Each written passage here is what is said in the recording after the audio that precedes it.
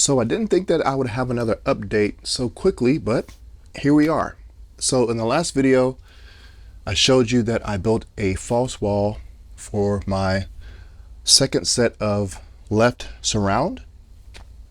And I said that I was going to paint it, and I did. And I also added a couple more studs. So I added 3. I added 1 at the top, 1 in the middle, and 1 at the bottom. That way I had plenty of mounting points for what I'm going to show you next. But I have it secured, so I've got 3 screws at the top and 3 screws at the bottom. And then I also have it screwed into the wall here. So yeah, painted the front black. That way whenever I mount the OSB, you know, there's not going to be, if there's any cracks or anything showing, there shouldn't be any cracks because of what I'm going to do. I'm going to mirror the same thing on the other side that I showed you. But I just went ahead and painted everything black, added a couple more studs. I've got some insulation here that I'm going to also add at the top and bottom. But for now, this is what I'm going to do. So I've got my KRIX speaker here. So this, the mount or the box is actually secured to this false wall here. And yeah, so what I plan on doing is I believe I said in the last video I was going to use MDF. That was wrong. I meant to say OSB. So I'm going to cover this whole thing with OSB, but in order to cover the middle part, I had to cut out a section of the OSB. And I have that right here. Let me put my gloves on. So here is the OSB. So I just lightly painted it black, just again, in case there's any, you know, gaps. You won't be able to see anything because, you know, it's OSB. So it's got that color on the side. But I had a couple of sheets of OSB. I'm gonna have to get some more. And so I just cut out, well, actually my dad did because I didn't have a jigsaw.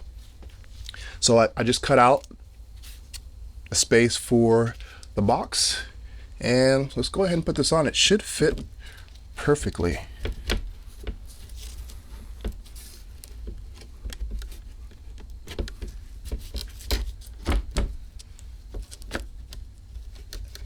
And there we go. You know, it's not completely perfect, but I'll have to secure it with some nails, some brad nails. That way, you know, it doesn't rattle and everything. So that's going to be the front of it, and then I'm just going to do the same thing at the top and at the bottom. So I've got the OSB on here, and then again I'm going to take those tone and acoustic panels that I have. I'm going to mount them horizontally, paint them black first, mount them horizontally, and then I've got my tracks. Well, so once I get all the OSB on there, I'll paint this black. And then the light track will go on here, and then the light will go inside of the track. So yeah, it's gonna sit like that on this side, and then on the other side, it's gonna sit like that. Now I could just mount it on the OSB, but I want one straight piece because there's gonna be, you know, another piece of OSB right here. Might look kind of funky. So I'm gonna do that there, and then in the middle, I'll have the tone and acoustic panels, and then on this side I'll probably do the same thing with the fabric mate. So yeah, it is coming along. And again, this is my first time doing anything like this. Only other thing I've built in here is my riser. I did that all by myself. Actually, everything in this theater I have done by myself. The only thing that I can't take credit for is there was actually a wall right here. So this back half of the room was actually the theater, or it was a media room. So you can see how small that it was. I think it's like 10 by 12 or something like that. And I was like, oh no, that's gonna be way too small. So there was a wall here, and then on the other side, there was another bedroom or an office, you know, flex room, whatever you wanna call it. And so me and my dad blew out this wall, and then we encased the wires. So other than that, my dad helping me do that, or I helping my dad do that, everything else in here I've done by myself. It's not too hard, but stuff like this, you know, I've never built a false wall before, but it's pretty simple. It's pretty easy.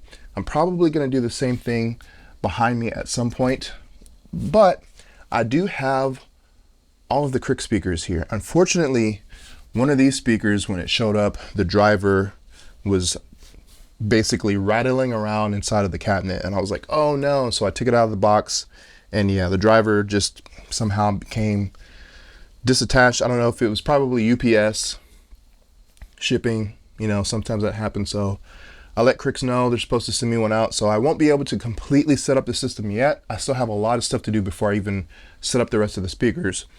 But I did run a wire at the bottom of this false wall so that I could bring the speaker wire up. So it's coming up through here.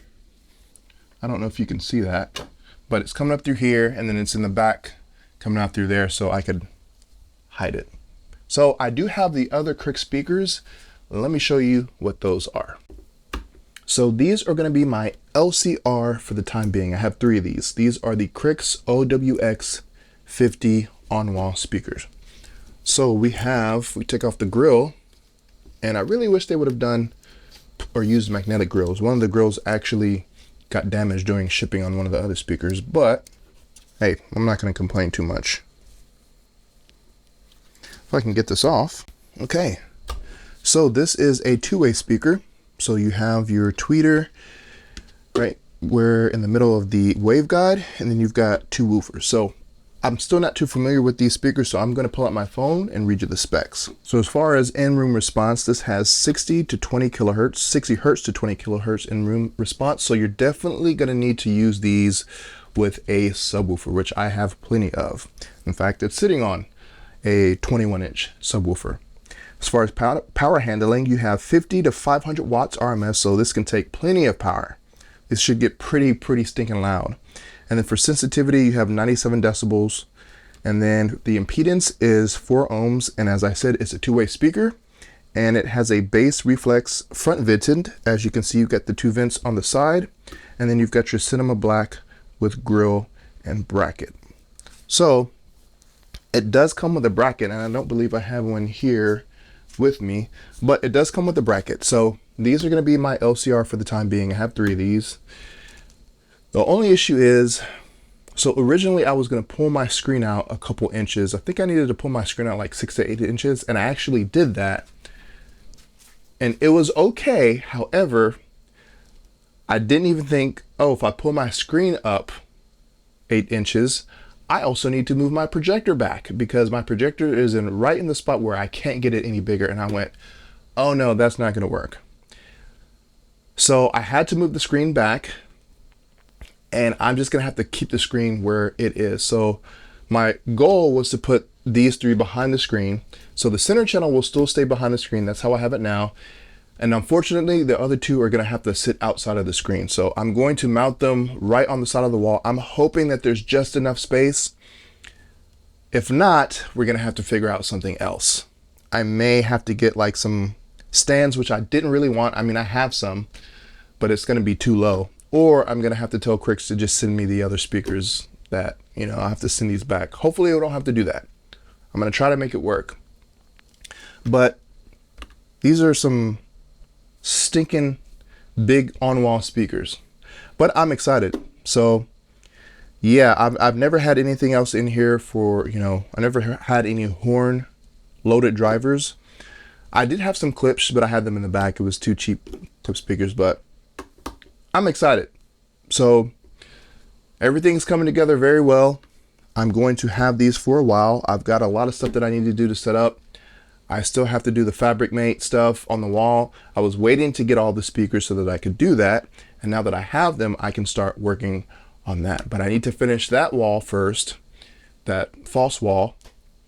And then once I do that, I will probably have to wait for, or I can probably do the tone and acoustic panels and stuff. The lighting is going to have to wait. Once I finish that wall, I can start working on the fabric mate. I need to play around with the mounting to see if this is actually going to work. If it does work, I think I'm just going to be, it's going to probably come right into the little black bar, or, you know, the black velvet fabric on my screen. I have a 110-inch screen. Hopefully it works. But yeah, that's the latest update. I will be keeping you guys updated. I'm really looking forward to getting this finished. It's probably going to be a little bit before that happens.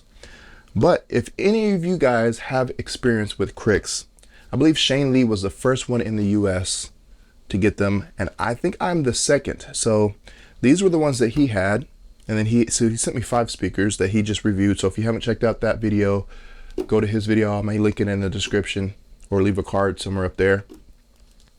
But he liked them, and I think he's going to be getting some more in, probably, to review. So we'll see how this sounds in my theater.